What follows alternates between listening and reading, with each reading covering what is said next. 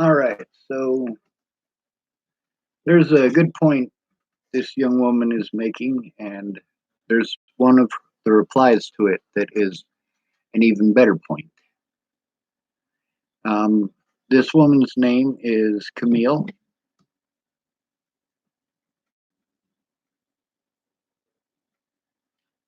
It says May 1st and June 1st, the days many of our fellow citizens won't make rent and will be subjected to forcible detainer proceedings in which they will be evicted and writs of possession will issue within 10 days from the day landlords file for relief. How safe they will feel then. Beware, renters. The Colorado statutes on evictions are clear. If you receive a pay or quit and you fail to pay within 72 hours, you will ultimately be defaulted even if the government halts enforcement at this time. There is long-standing legal authority for this rule of law. Do not be lulled into a false sense of security. Enforcement and ultimate recovery under writ are two distinct and mutually exclusive concepts under the law in Colorado. Avoid default at all costs. The only act of a landlord that can remove a default of rent is, at a minimum, an acceptance of a partial payment of rent in the current month in which the default occurred after the filing of forcible detainer and entry. In Victoria, you're going to love this. She typed, "Yeah, motherfuckers that were laughing and publicly humiliating me from being homeless. Look how quick tables turn, bitches. See you in the streets. Now cry me a river. Not so funny now, is it?"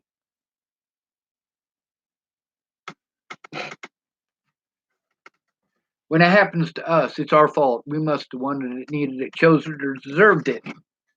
But now that shit's happening to you.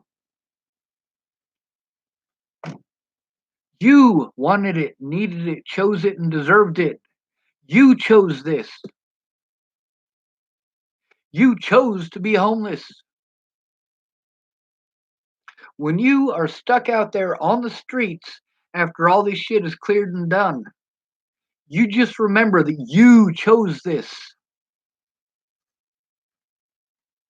Remember how many times you told others that they chose this. When you're out there in the cold, well, of course, it's going to be summertime, isn't it?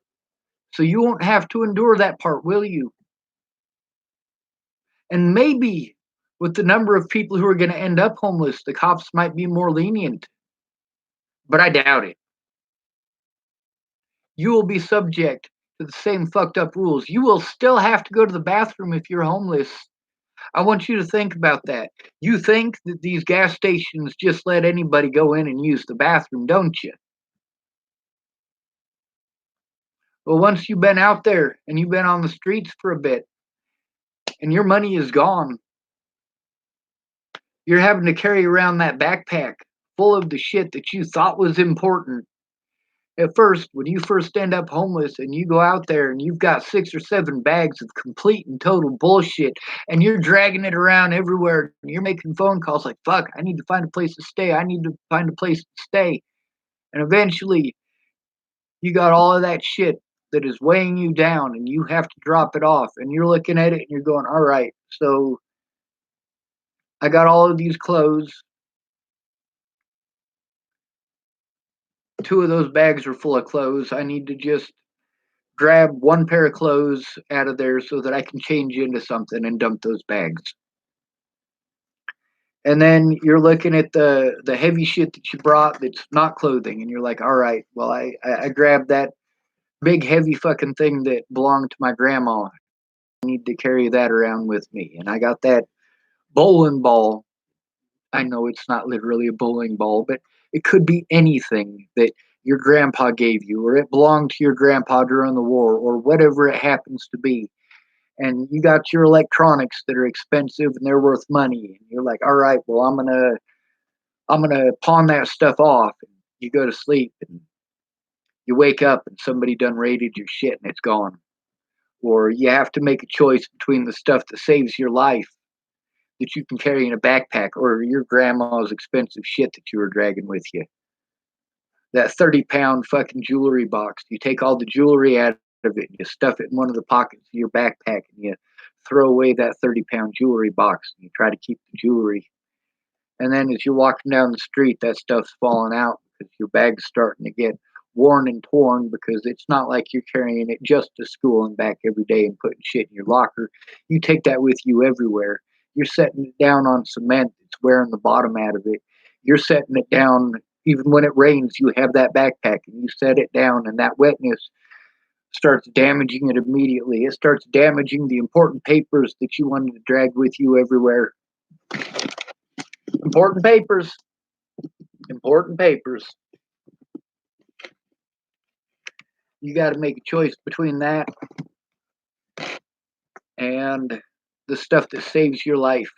Now, what's going to save your life in that scenario? You're going to need a blanket. Even in the summertime, it's going to get cold.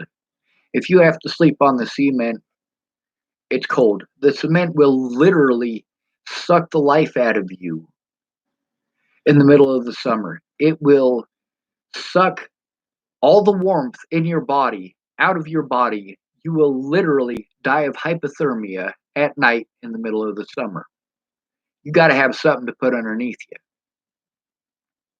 And it's difficult to get to sleep when you're cold. You need to have a blanket or a sleeping bag. But as soon as you use that, you're breaking the law. Whether you're on private property or public property, well, they don't really care.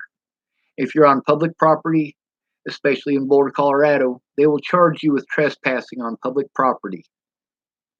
If you're on somebody's private property, they don't want you there. You're a filthy fucking hobo. You're probably an addict. And you know, after 6 or 8 months out there on the streets, you might actually turn into an addict.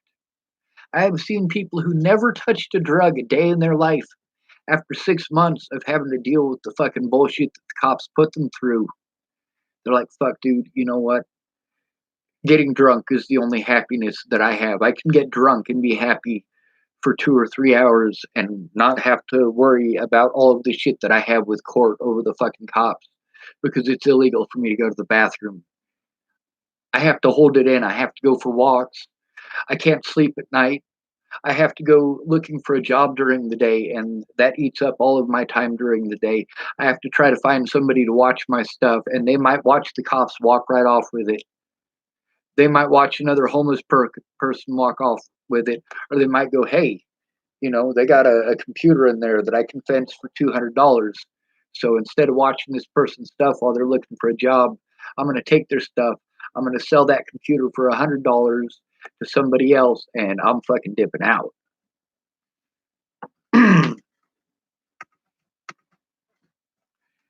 You go sell somebody's little iPad. You sell that for $50. You got yourself enough money to go to Denver. These people, all they know is you're gone. They don't know where the fuck you went. You got to wait for some homeless person to come up from Denver and go, oh, yeah, I've seen John. He's down in Denver. He's on the 16th Street Mall.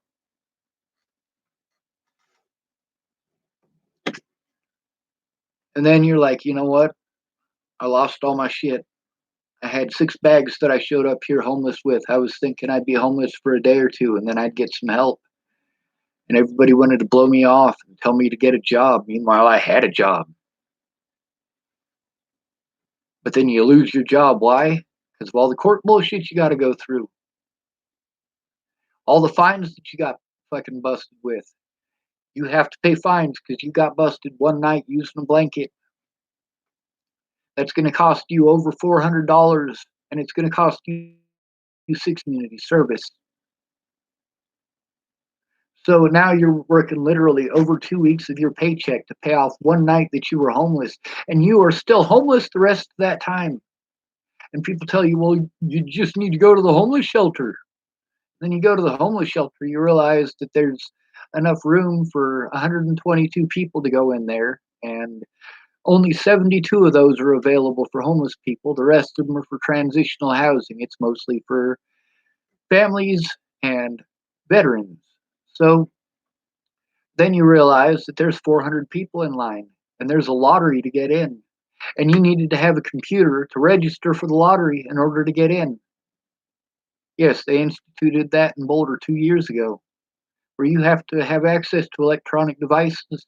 And people tell you, oh, you just need to go down to the library. Well, the homeless shelter is 4.5 miles from the library. Have fun.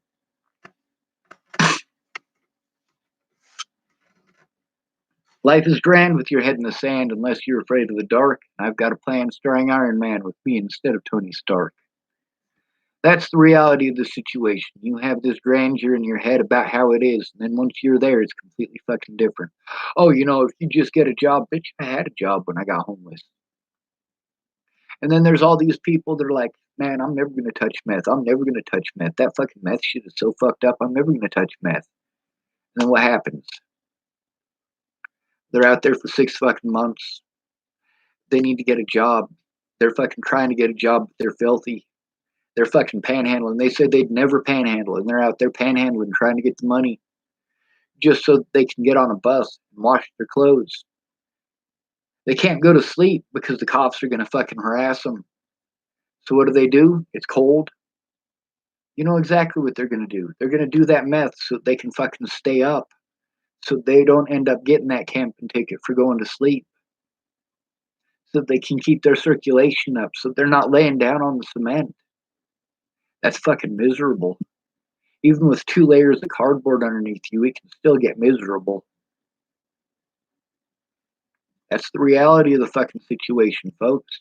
You are one paycheck away from being homeless. You think if you work hard enough that that's going to be good enough. Meanwhile, most of you are floating on credit, which is but the majority of our debt as citizens in the United States.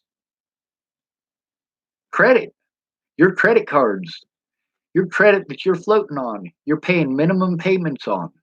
The only reason that you didn't lose your shit is because you had that credit to fall back on. And now you're going to spend the next 8 months to 10 years paying that back little bit by little bit by little bit. And let's hope you don't get another rough spot. But because you have that credit and you've been paying it up, well, they're going to give you a bigger extension because you do pay up. And that bigger extension, you're not going to be able to pass that float this time. So now you're homeless and you got $130,000 in accumulated credit debt, and you got $150,000 in debt from your college. And now you're not paying off your credit shit. So now, because you defaulted and weren't able to pay your bills, that's on your credit record. So it makes it difficult to rent. And then your credit fucking just took a severe fucking dive. So now people look at your credit and you're not a human being. You might as well be a junkie. Sure, you didn't do any drugs to begin with, and people were treating you like a junkie. And sure, you had a job to begin with, and people were still telling you that you needed to get a job, but now you don't have your job.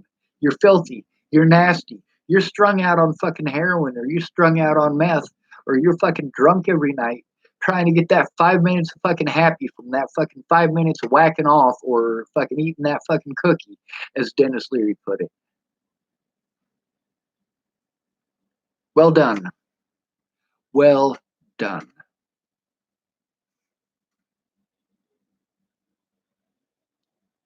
You don't realize how much your mommy and daddy do for you, do you? You don't realize how much having your girlfriend pay part of the bills or your boyfriend paying part of the bills gets you by, do you? And you wonder why so many people who hate on the homeless are so afraid of becoming homeless. And you want to believe it'll never happen to you. Really? Your boyfriend gets drunk and decides he's going to molest your daughter. You turn him in. Now you can't pay the bills. And now you're homeless. And now with this COVID-19 stuff, yeah, we got a lot of people who are going to be looking at homelessness after all of this. And while we get fucked by the government as homeless people, you guys who hate socialism, which is what America was founded on, you guys are all for socialism. You want this stimulus package. You want your free money, as you keep calling it. You want your handout. And It's different for you. You earned it. You somehow earned it. No, you fucking didn't. Don't be a fucking stupid bitch.